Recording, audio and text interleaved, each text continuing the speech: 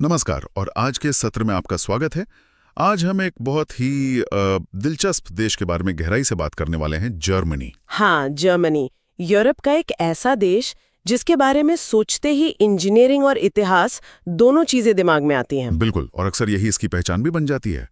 तो आज हम जो बात कर रहे हैं वो असल में जर्मनी एक विस्तृत परिचय नाम के एक सोर्स डॉक्यूमेंट पर बेस्ड है। जी। कोशिश ये रहेगी कि इस डॉक्यूमेंट से जो जानकारी मिली है उसके आधार पर जर्मनी के जो जरूरी पहलू हैं, उसकी पहचान है, जो खास बातें हैं, उनको समझे।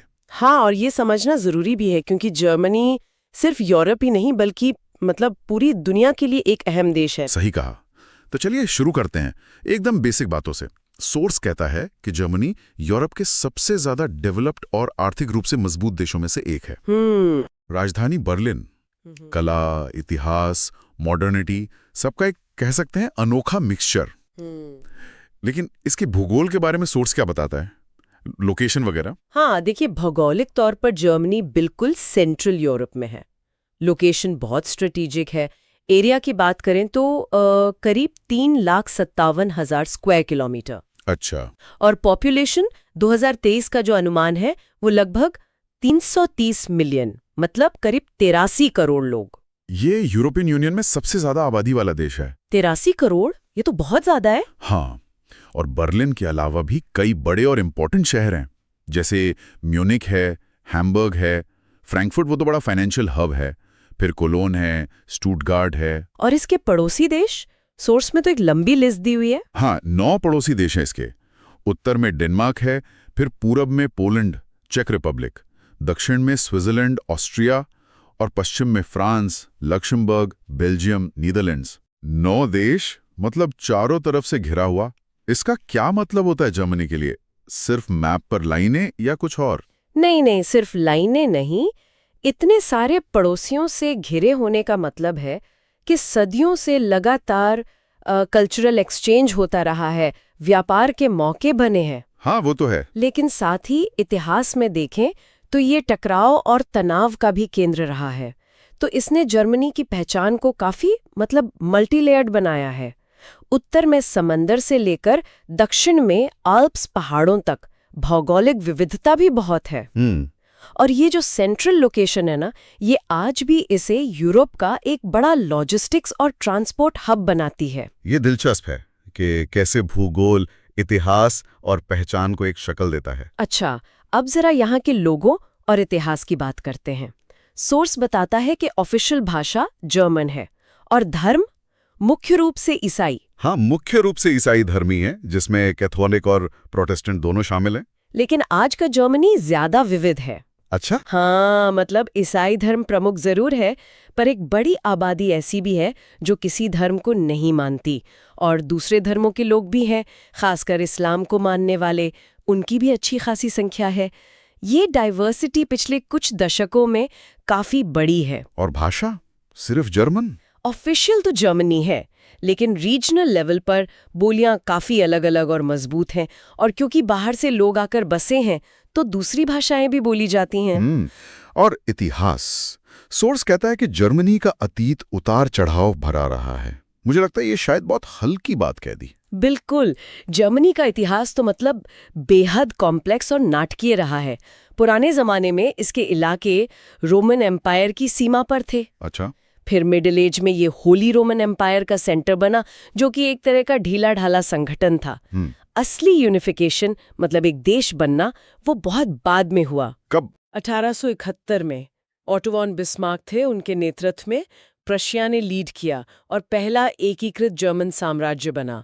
वो एक बहुत बड़ा मोड़ था जिसने जर्मनी को एक बड़ी यूरोपियन पावर बना दिया।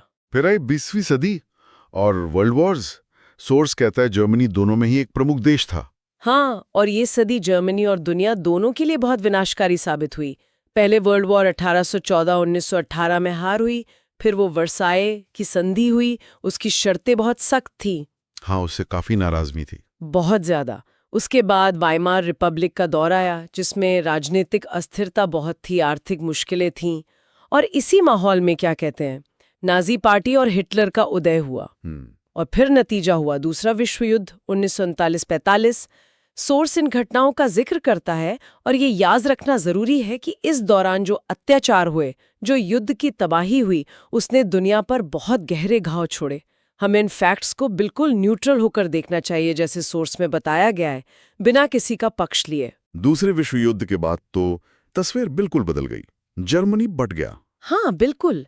युद्ध हारने के बाद जर्मनी पर मित्र राष्ट्रों का कब्जा हो गया। अमेरिका, ब्रिटेन, फ्रांस और सोवियत संघ। और फिर जल्दी ही कोल्ड वॉर शुरू हो गया। तो जर्मनी दो हिस्सों में बट गया। हाँ, पश्चिम जर्मनी जो वेस्टर्न देशों के असर में था, एक डेमोक्रेटिक कैपिटलिस्ट देश बना, और पूर्वी जर्मनी जो सोवियत यूनियन के प्रभाव में एक कम्युनिस्ट स्टेट बना। ये बंटवारा सिर्फ राजनीतिक या भौगोलिक नहीं था, ये विचारधाराओं का बंटवारा था, जिसने परिवारों को, जिंदगियों को बांट दिया। और बर्लिन शहर का बंटवारा, बर्लिन की दीवार, वो तो इसका सबसे बड़ा सिंबल बन गया। बिल्कुल, बर्लिन शहर भी ऐसे ही 4 सेक्टर में बटा था, और वेस्ट बर्लिन जो था वो ईस्ट जर्मनी के बीच में एक द्वीप जैसा था। 1961 में ईस्ट जर्मनी की सरकार ने वेस्ट बर्लिन के चारों तरफ वो दीवार खड़ी कर दी, बर्लिन की दीवार, जो कोल्ड वॉर और दुनिया के बंटवारे का सबसे बदनाम प्रतीक बनी। करीब 30 साल तक खड़ी रही वो दीवार। लेकिन फिर 1989-90 में सब बदल गया। सोर्स 1990 में जर्मनी के पुनर्मिलन यानी रीयूनिफिकेशन को एक ऐतिहासिक घटना बताता है। वो वाकई एक चमत्कारी और बहुत इमोशनल पल था। नवंबर 1989 में जब बर्लिन की दीवार गिरी, वो दुनिया भर में आज़ादी की लहर का प्रतीक बन गया। हाँ, वो तस्वीरें तो याद हैं। उसके बाद चीजें तेजी से बदलीं और 3 अक्टूबर 1990 को ईस्ट और वेस्ट जर्मनी ऑफिशियली फिर से एक हो गए। ये सिर्फ 2 राज्यों का मिलना नहीं था, ये एक नेशन का रियूनियन था, जो दशकों के अलगाव के बाद हुआ। आसान नहीं रहा होगा ये सब। बिल्कुल नहीं। रीयूनिफिकेशन का प्रोसेस आसान नहीं था। ईस्ट जर्मनी का जो इकोनॉमिक और सोशल स्ट्रक्चर था, उसको वेस्ट के साथ जोड़ने में बहुत चुनौतियां आईं, और उसके निशान आज भी कुछ हद तक महसूस किए जाते हैं। इतिहास का यह सफर तो वाकई असाधारण है। अच्छा, चलिए अब जरा आज की बात करते हैं, जर्मनी का पॉलिटिकल सिस्टम और इकोनॉमी। सोर्स कहता है कि यह फेडरल पार्लियामेंट्री रिपब्लिक है, प्रेसिडेंट हेड ऑफ स्टेट है और चांसलर हेड ऑफ गवर्नमेंट। थोड़ा समझाएंगे इसे? फेडरल रिपब्लिक है, मतलब पावर जो है वो सेंट्रल गवर्नमेंट और 16 राज्यों, जिन्हें लैंडर कहते हैं, उनके बीच बटी हुई है। अच्छा। प्रेसिडेंट का पद काफी हद तक सेरेमोनियल होता है, वो देश को रिप्रेजेंट करते हैं, लेकिन रोज की पॉलिटिक्स में सीधा रोल नहीं होता उनका। असली एग्जीक्यूटिव पावर चांसलर के पास होती है। चांसलर? हाँ, जिन्हें पार्लियामेंट यानी बुंडेस्टैग में जो मेजॉरिटी पार्टी या गठबंधन होता है वो चुनते हैं और वही सरकार चलाते हैं। जर्मनी का पॉलिटिकल सिस्टम अपनी स्टेबिलिटी और आम सहमति बनाने पे जोर देने के लिए जाना जाता है। और इकोनॉमी? सोर्स इसे यूरोप की सबसे बड़ी और दुनिया की चौथी सबसे बड़ी अर्थव्यवस्था कहता है। यह आंकड़ा तो बहुत इंप्रेसिव है। हाँ, जर्मनी की इकोनॉमी उसकी ग्लोबल पहचान का एक बहुत मजबूत पिलर है। यहाँ की करेंसी यूरो है, जो उन्होंने 2002 में अपनाई थी। वर्ल्ड वॉर 2 के बाद जर्मनी ने जो इकोनॉमिक मिरेकल दिखाया, जिसे वो विरशाफ्ट्सवुंडर कहते हैं, हाँ, सुना है इसके बारे में। वो कमाल का था। सोर्स बताता है कि इसके पीछे कई वजहें थीं। मार्शल प्लान से मिली अमेरिकी मदद, एक बहुत स्किल्ड और ट्रेन्ड वर्कफोर्स, एक्सपोर्ट पर जबरदस्त फोकस और एक सोशल मार्केट इकोनॉमी का मॉडल। Social market economy? हाँ, फ्री मार्केट तो है, लेकिन साथ में सोशल वेलफेयर पर भी ध्यान दिया जाता है। अच्छा, किन सेक्टर्स में जर्मनी की इकोनॉमी खास तौर पे मजबूत है? सोर्स में ऑटोमोबाइल, इंजीनियरिंग, केमिकल्स, मशीनरी का जिक्र है। ये बिल्कुल सही है। ऑटोमोबाइल इंडस्ट्री तो है ही। BMW, फॉक्सवैगन, मर्सिडीज बेंज अपनी क्वालिटी, इंजीनियरिंग, इनोवेशन के लिए दुनिया भर में फेमस है। हाँ, वो तो है। इंजीनियरिंग और मशीनरी बनाना, ये जर्मनी की इंडस्ट्रियल बैकबोन है। खासकर वो मिटलस्टैंड, छोटी और मीडियम साइज की कंपनियां जो अक्सर अपने फील्ड में ग्लोबल लीडर होती हैं। अच्छा। केमिकल्स और फार्मा इंडस्ट्री भी बहुत बड़ी और इम्पोर्टेंट है, जैसे बेयर, BASF, और हाल के सालों में फाइनेंशियल सर्विसेज, खासकर फ्रैंकफर्ट में, और टेक सेक्टर भी तेजी से बढ़े हैं। सीमेंस और बॉश जैसी कंपनियां इंजीनियरिंग और टेक्नोलॉजी के अलग-अलग फील्ड्स में लीडर हैं। युद्ध के बाद इतनी तबाही से उबरकर ऐसी इकोनॉमिक पावर बनना, ये सच में सोचने वाली बात है। बिल्कुल, ये जर्मनी के लचीलेपन और दोबारा खड़े होने की ताकत का सबूत है। उनका जो वोकेशनल ट्रेनिंग सिस्टम है ना, ड्यूअल सिस्टम कहते हैं, जहां यंग लोग क्लासरूम में पढ़ने के साथ साथ कंपनियों में प्रैक्टिकल ट्रेनिंग भी लेते हैं। हाँ, सुना है। वो उनकी इंडस्ट्रियल सक्सेस का एक बहुत बड़ा फैक्टर माना जाता है। इकोनॉमी से आगे बढ़ते हैं, अब जरा कल्चर लाइफस्टाइल और टूरिज्म पे नजर डालते हैं। सोच संगीत में बाक और बीथोवन और लिटरेचर और आर्ट में जर्मनी के बड़े योगदान का जिक्र करता है। हाँ, जर्मनी को कवियों और विचारकों की भूमि कहा जाता रहा है, land of poets and thinkers. Goethe, Schiller जैसे लेखक, कांट, हेगेल, नीचे जैसे फिलोसोफर और बाख, बीथोवन, ब्राह्म्स, वैगनर जैसे म्यूजिशियन, इन्होंने वेस्टर्न कल्चर पर बहुत गहरी छाप छोड़ी है। मॉडर्न आर्ट, आर्किटेक्चर जैसे वो बोहाउस मूवमेंट था, और सिनेमा में भी जर्मनी का काफी इंपॉर्टेंट कंट्रीब्यूशन रहा है। और खानपान, सोर्स में सॉसेज, ब्रैटवर्स्ट और बियर का जिक्र था। ये स्टीरियोटाइप है या सच है? नहीं, ये जर्मन खानपान के सबसे जाने पहचाने पहलू तो हैं, लेकिन इसमें रीजनल डाइवर्सिटी बहुत है। हर इलाके की अपनी खास तरह की सॉसेज होती है, ब्रेड होती है, लोकल डिशेस होती हैं। अच्छा। और हाँ, जर्मन बियर की क्वालिटी और वैरायटी दुनिया भर में मशहूर है। वो उनका एक कानून भी है, राइनहाइट्स के बोर्ड, बियर प्योरिटी लॉ। हाँ। बियर गार्डन गर्मियों में सोशल लाइफ का एक अहम हिस्सा होते हैं। त्योहारों का भी बहुत महत्व है, जैसे क्रिसमस मार्केट्स या local folk festivals. Theatre, opera, museum जाना भी काफी पॉपुलर है, जैसा सोर्स इशारा करता है। टूरिज्म के लिहाज से सोर्स ने बर्लिन, म्यूनिक, कोलोन, हैम्बर्ग और न्यूरनबर्ग का जिक्र किया। इन जगहों में क्या खास है? ये शहर जर्मनी के अलग अलग रंगों को दिखाते हैं। जैसे बर्लिन, वो सिर्फ राजधानी नहीं, वो इतिहास का एक जीता जागता म्यूजियम है। ब्रांडनबर्ग गेट एकता का सिंबल है। बर्लिन वॉल के जो हिस्से बचे हैं, वो बंटवारे और आज़ादी की कहानी कहते हैं।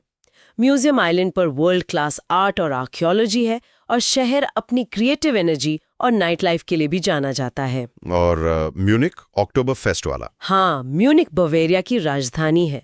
उसका अपना एक अलग कल्चर है, आल्प्स पहाड़ पास में है, और हाँ, वो विश्व प्रसिद्ध अक्टूबर फेस्ट बियर फेस्टिवल। ये एक रिच और ट्रेडिशनल शहर है। कोलोन राइन नदी के किनारे है, अपने विशाल गॉथिक कैथेड्रल कलनर डॉम के लिए फेमस है। उसे बनने में 600 साल से ज्यादा लगे थे। बाप रे। हाँ, और वर्ल्ड वॉर 2 की बमबारी में भी वो चमत्कारी ढंग से बच गया था। हैम्बर्ग, वो पोर्ट सिटी है ना? हाँ, हैम्बर्ग जर्मनी का दूसरा सबसे बड़ा शहर और एक बड़ा पोर्ट है। वहाँ की स्पेशल स्टैट, मतलब वो पुराने गोदामों वाला इलाका, और नया हाफन सिटी आर्किटेक्चर देखने लायक है। और वो मिनिएचर वंडरलैंड, दुनिया का सबसे बड़ा मॉडल रेलवे, वो भी वहीं है। अच्छा, और न्यूरनबर्ग का मध्य युगीन किला और शहर की दीवारें इतिहास पसंद करने वालों को खींचती हैं। ये शहर वर्ल्ड वॉर 2 के बाद हुए नाजी युद्ध अपराधों के मुकदमों, न्यूरनबर्ग ट्रायल्स के लिए भी जाना जाता है। और वहाँ का क्रिसमस मार्केट जर्मनी के सबसे पुराने और फेमस मार्केट्स में से एक है। तो मतलब ये जगह सिर्फ घूमने के लिए सुंदर ही नहीं है, बल्कि ये जर्मनी के इतिहास, कल्चर और आज की हकीकत की परतें भी खोलती हैं। बिल्कुल, हर शहर अपनी कहानी कहता है, चाहे वो शाही इतिहास हो, इंडस्ट्रियल डेवलपमेंट हो, युद्ध की ट्रेजेडी हो या फिर मॉडर्न इनोवेशन। जर्मनी में घूमने का मतलब सिर्फ इमारतें देखना नहीं है, बल्कि टाइम के साथ बदलते इस देश की आत्मा को महसूस करना है। अब कुछ और इंटरेस्टिंग फैक्ट्स पर आते हैं। सोर्स कहता है कि जर्मनी टेक्निकल इनोवेशन और एजुकेशन में लीडर है। और हाँ, ऑटोबान उसका जिक्र भी है। कुछ हिस्सों पर कोई स्पीड लिमिट नहीं। ये बात हमेशा ध्यान खींचती है। हाँ, ऑटोबान का वो नो स्पीड लिमिट वाला पहलू काफी मशहूर है। हालांकि ये याद रखना चाहिए कि ये सब हिस्सों पर लागू नहीं होता है। काफी हिस्सों पर स्पीड लिमिट्स हैं और सेफ्टी रूल्स बहुत सख्त है। अच्छा। जहां तक इनोवेशन और एजुकेशन की बात है, जर्मनी R&D पर, मतलब रिसर्च और डेवलपमेंट पर काफी खर्च करता है। यहाँ की यूनिवर्सिटीज और रिसर्च इंस्टीट्यूट्स वर्ल्ड क्लास है। उनकी इंजीनियरिंग एजुकेशन और वोकेशनल ट्रेनिंग सिस्टम, जैसा मैंने पहले कहा, दुनिया भर में एक मॉडल माना जाता है। सोर्स एक और मॉडर्न पहलू पर ध्यान दिलाता है, एनवायरमेंट प्रोटेक्शन और ग्रीन एनर्जी पर जोर। एक इतनी बड़ी इंडस्ट्रियल पावर के लिए ये कितना महत्वपूर्ण है? ये आज के जर्मनी की पहचान का एक बहुत बहुत महत्वपूर्ण हिस्सा है। जर्मनी ने एनर्जी वेंडे यानी एनर्जी ट्रांजिशन की एक बहुत एम्बिशियस पॉलिसी अपनाई है। क्या है ये? इसका लक्ष्य है न्यूक्लियर एनर्जी और कोयले से चलने वाले पावर प्लांट्स को धीरे धीरे बंद करना और रिन्यूएबल एनर्जी सोर्सेज जैसे सोलर और विंड एनर्जी पर डिपेंडेंस बढ़ाना। हालांकि इसमें अपने चैलेंजेस हैं, लेकिन ये दिखाता है कि जर्मनी भविष्य के लिए सस्टेनेबिलिटी और एनवायरनमेंट प्रोटेक्शन को कितनी गंभीरता से लेता है। ये इंडस्ट्रियल डेवलपमेंट के साथ एनवायरनमेंट बैलेंस करने की जो ग्लोबल कोशिश है उसका एक बड़ा उदाहरण है। तो कुल मिला के ये सोर्स हमें एक ऐसे जर्मनी की तस्वीर दिखाता है जो मतलब परंपरा और आधुनिकता, इतिहास और भविष्य के बीच एक बैलेंस बनाने की कोशिश कर रहा है। सही कहा, ये एक कॉम्प्लेक्स मल्टी डायमेंशनल देश है जिसने इतिहास के बहुत भयानक दौर देखे हैं, लेकिन साथ ही दोबारा खड़े होने, इनोवेशन करने और डेमोक्रेटिक स्टेबिलिटी की मिसाल भी पेश की है। तो आज की इस बातचीत को अगर समेटें तो हमने सोर्स डॉक्यूमेंट जर्मनी एक विस्तृत परिचय के आधार पर देखा कि जर्मनी एक ऐसा देश है जिसे उसके गहरे और अक्सर मुश्किलों भरे इतिहास ने शक्ल दी है। रोमन काल से लेकर साम्राज्यबंदियां, वर्ल्ड वॉर्स की तबाही, बंटवारे का दर्द और फिर रीयूनिफिकेशन के उस ऐतिहासिक पल तक हमने इसकी जबरदस्त इकोनॉमिक ताकत को समझा, खासकर ऑटोमोबाइल, इंजीनियरिंग और तकनीक में। हमने इसकी rich cultural heritage, music, literature, art से लेकर खान पान और त्योहारों तक की झलक देखी। और हमने मॉडर्न जर्मनी के फोकस जैसे इनोवेशन और पर्यावरण संरक्षण पर भी बात की। बर्लिन की दीवार के गिरने से लेकर ऑटोबान की रफ्तार तक, यहाँ हर मोड़ पर कुछ नया जानने को मिलता है। बिल्कुल, ये एक ऐसा देश है जो लगातार खुद को खोज रहा है और बदल रहा है, अपनी ऐतिहासिक जिम्मेदारियों को समझते हुए भविष्य की ओर देख रहा है। और इसी नोट पर मैं सुनने वालों के लिए एक सवाल छोड़ना चाहूंगी जो हमारी चर्चा और सोर्स पर आधारित है, लेकिन शायद सीधे तौर पर कहा नहीं गया। हाँ, जरूर। जर्मनी के बंटवारे और फिर रीयूनिफिकेशन के उस मुश्किल इतिहास को देखते हुए जिसने समाज पर गहरे निशान छोड़े, और साथ ही उसकी आज की जो आर्थिक और तकनीकी लीडरशिप है उसको ध्यान में रखते हुए वो कौन से गहरे कल्चरल, सोशल या पॉलिटिकल फैक्टर्स हो सकते हैं जो दुनिया के मंच पर उसके इस असाधारण लचीलेपन, मतलब रेजिलियंस और लगातार सफलता में योगदान करते हैं। ये वाकई एक सोचने वाला सवाल है। हाँ, ये एक महत्वपूर्ण सवाल उठाता है कि देश मुश्किल हालात से कैसे सीखते हैं, अपनी पहचान को कैसे संभालते और विकसित करते हैं और आगे बढ़ते रहते हैं। इस पर सोचना यकीनन दिलचस्प होगा।